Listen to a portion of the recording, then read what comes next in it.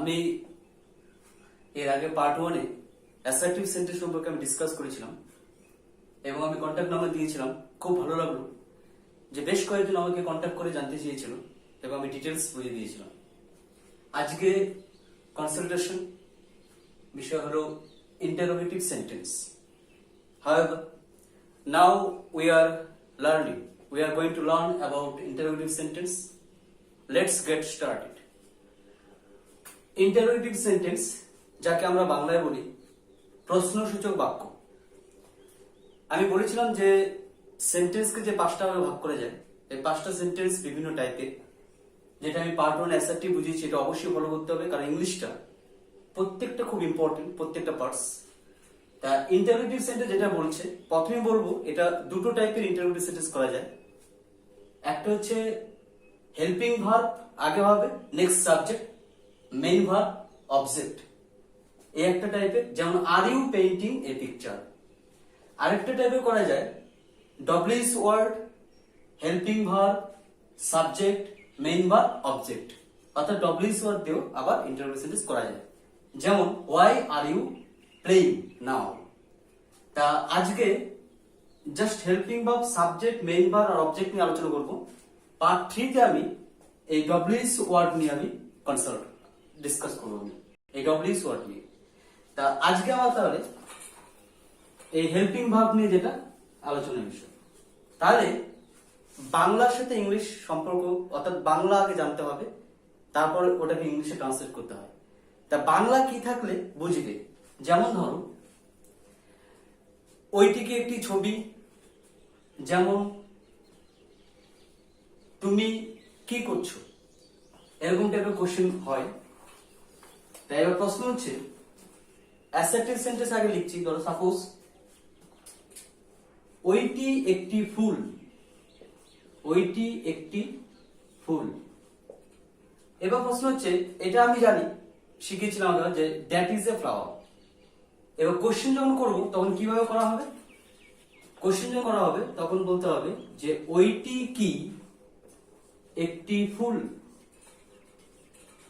Question. এবার দেখো ওইটি কি একটি ফুল।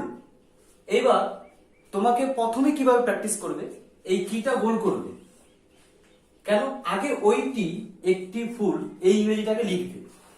ওইটি ইংরেজি দেখো দ্যাট, ওইটি হয় একটি ফুল, দ্যাট ইজ এ ফ্লাওয়ার, ওইটি হয় একটি ফুল।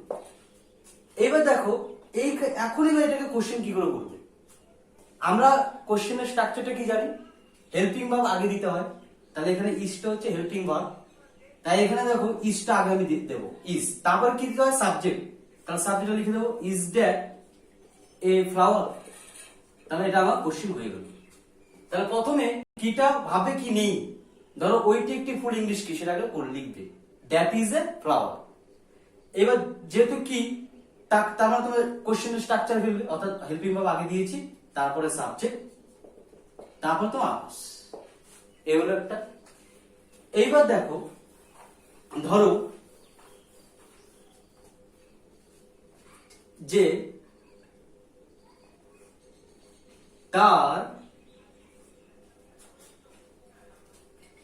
তার কি অনেক বল আছে। এবার কোশ্চেন হচ্ছে এই কিটা গোল কর। ধর কি নেই, তার অনেক বল আছে, এই ইংরেজিটাকে ট্রান্সলেট কর। তার অনেক বল আছে, এটাকে করতে হবে। তার মানে তার আছে অনেক বল। এবার তার ইংরেজি হিজ, আমি ওটা অ্যাসার্টিভ বুঝিয়েছিলাম, হিজ থাকলে সাবজেক্ট করতে ই হবে। তাহলে হি হ্যাজ মেনি বলস, তার আছে অনেক বল, হি হ্যাজ মেনি বলস। এবার কোশ্চেন যে এবার এটাকে কিভাবে কোশ্চেনে অ্যান্সার লিখবে, একদম পাতি। কিভাবে? ধরো এই হ্যাজ অর্থাৎ হেল্পিং ভার্বটা আগে লিখবে, হ্যাজ হি মেনি বলস, বল হচ্ছে কোশ্চেন, কোশ্চেন হয়ে গেল। তা এইভাবেই করতে হবে। এবার দেখো হ্যাজ আর ওয়াজ আর থেকে একটা লিখছি। যেমন ধরো লোকটি, ধরো কথা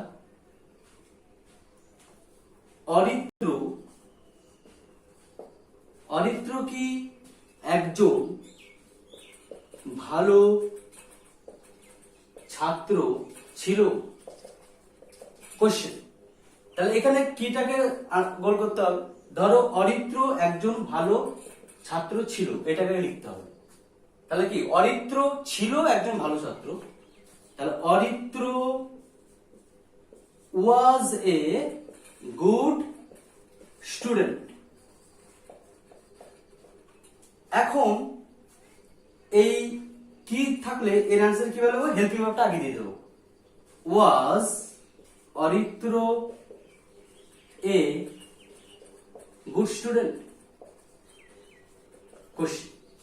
কারণ আমরা জানি যে ইন্টারোগেটিভ সেন্টেন্সের স্ট্রাকচার হলো আগে হেল্পিং ভার্ব দিতেই হবে, তারপরে সাবজেক্ট, তারপর আদার্স। এবার হচ্ছে ধর একটা এক্সাম দিচ্ছি,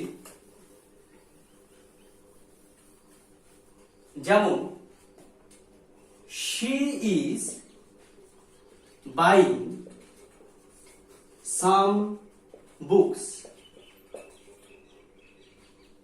সে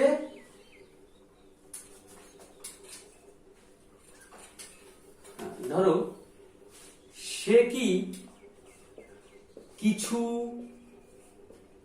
কিছু বই কিনছে। এবার কি বল করব, সে কিছু বই কিনছে, ইংলিশ হচ্ছে he is buying some books. তাহলে এবার কি আছে, তাহলে কি একই ব্যাপার, হেল্পিং ভার্বটা আগে নেব। Is he buying some books, হয়ে গেল এটা কোশ্চেন। তাহলে এখানে হেল্পিং ভার্ব এসছে, তারপরে সাবজেক্ট এসছে, তারপরে মেইন ভার্ব, তারপর হচ্ছে অবজেক্ট, এইগুলো এটা। এবার এটা টেন্স থেকে এক্সামটা দিয়েছি, এবার আমি টেন্সের ক্লাস যখন করাবো তখন ক্লিয়ার টেন্স সম্বন্ধে বুঝিয়ে দেবো। এবার প্রশ্ন হচ্ছে যে তাহলে হেল্পিং ভার্ব আমরা আগে দিয়ে কোশ্চেন করতে পারছি।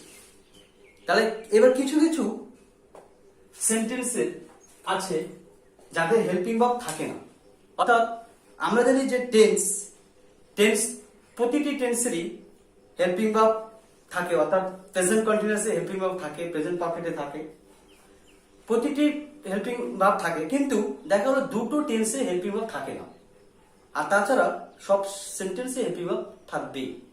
সেই দুটো টেন্স কি, যেমন প্রেজেন্ট ইনডিফিনিট আর একটা হচ্ছে পাস্ট ইনডিফিনিট। এই প্রেজেন্ট ইনডিফিনিট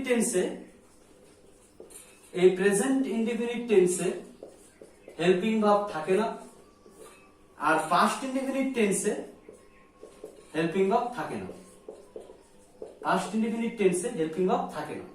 তাহলে যেহেতু হেল্পিং ভার্ব থাকে না, তাহলে এই দুটো টেন্সকে আমি কিভাবে কোশ্চেন করব এটা একটু বুঝতে হবে। ধরো একটা এক্সাম লিখছি, তাহলে এর স্ট্রাকচার আগে লিখি, subject plus main verb plus object.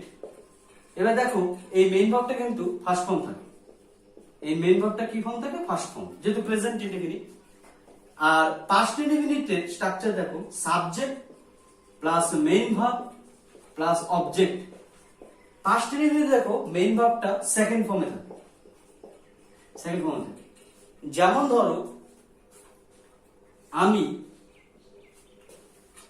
ধরো সে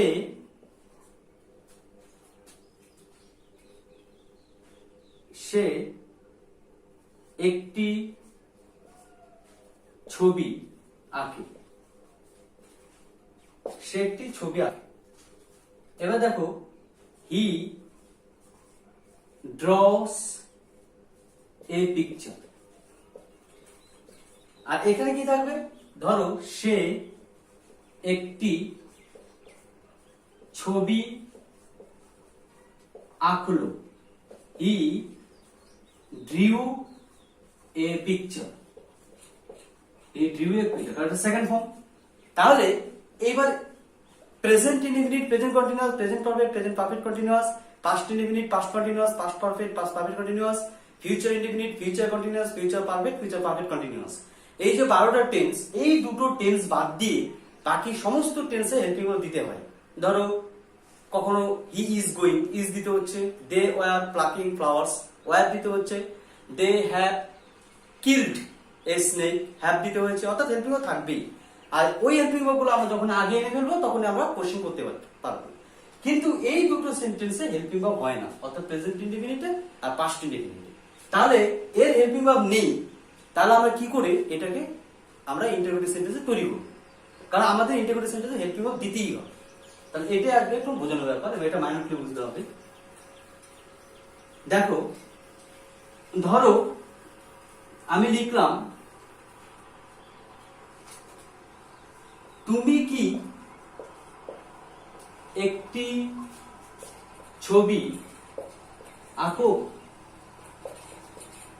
এবার ধরো কি বা কি নেই, তাহলে তুমি একটি ছবি আঁকো এর ইংলিশটা হচ্ছে তুমি আঁকো একটি ছবি, ইউ ড্র এ পিকচার।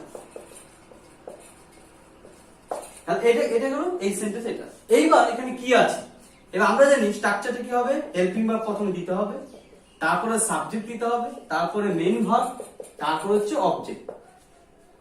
এখানে দেখো সাবজেক্ট আছে ইউ, আমি দিয়ে দিলাম ইউ, মেইন ভার্ব আছে ড্র, দিয়ে দিলাম ড্র, আর এই পিকচার অবজেক্ট দিয়ে দিলাম।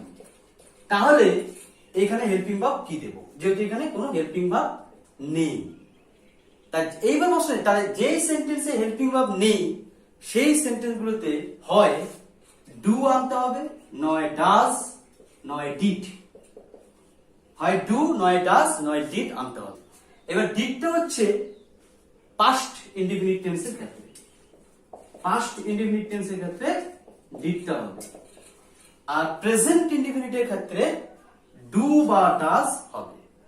প্রেজেন্ট ইনডিফিনিটের ক্ষেত্রে ডু, অর্থাৎ প্রেজেন্ট ইনডিফিনিট টেন্সকে কোশ্চেনে করতে গেলে এই ডু বা ডাজ আনতে হবে, আর পাস্ট ইনডিফিনিট টেন্সকে কোশ্চেনে করতে গেলে ডিড আনতে হবে। ঠিক আছে?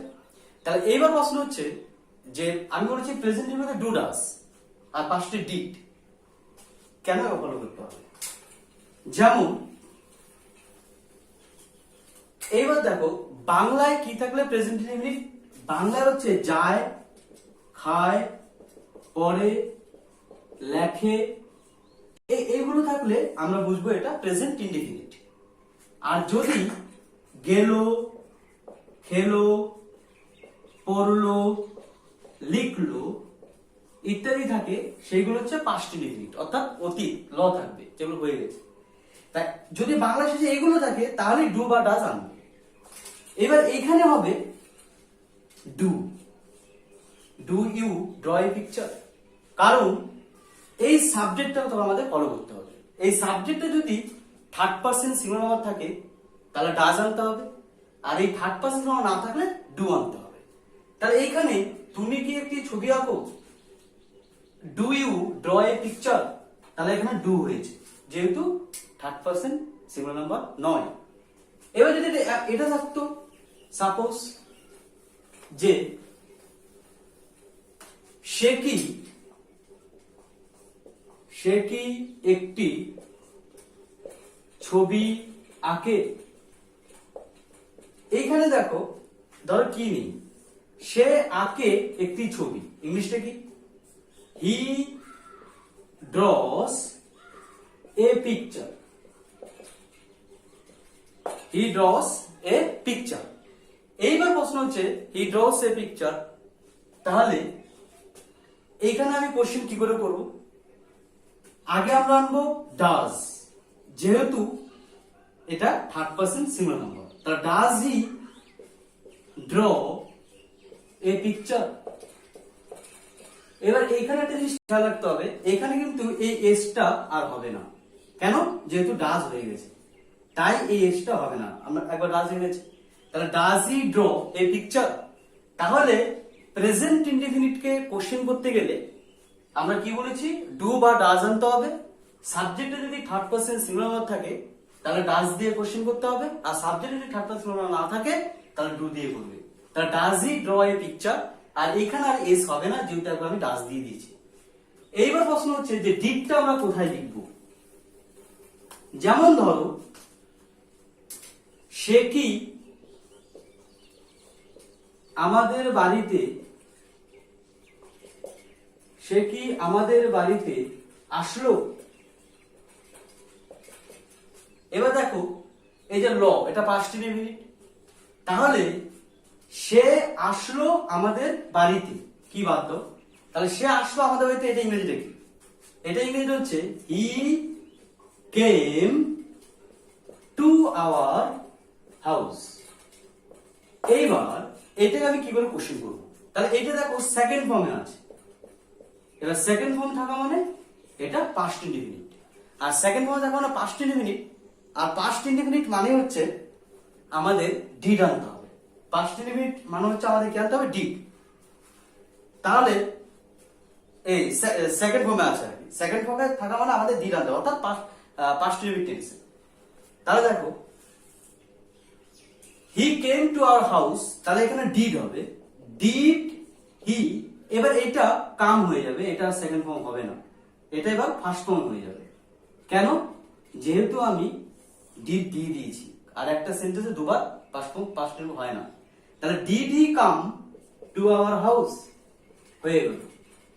তাহলে আমাদের আজকে আলোচনার বিষয় হচ্ছে এটাই, কি করে আমরা ইন্টারোগেটিভ সেন্টেন্স করব।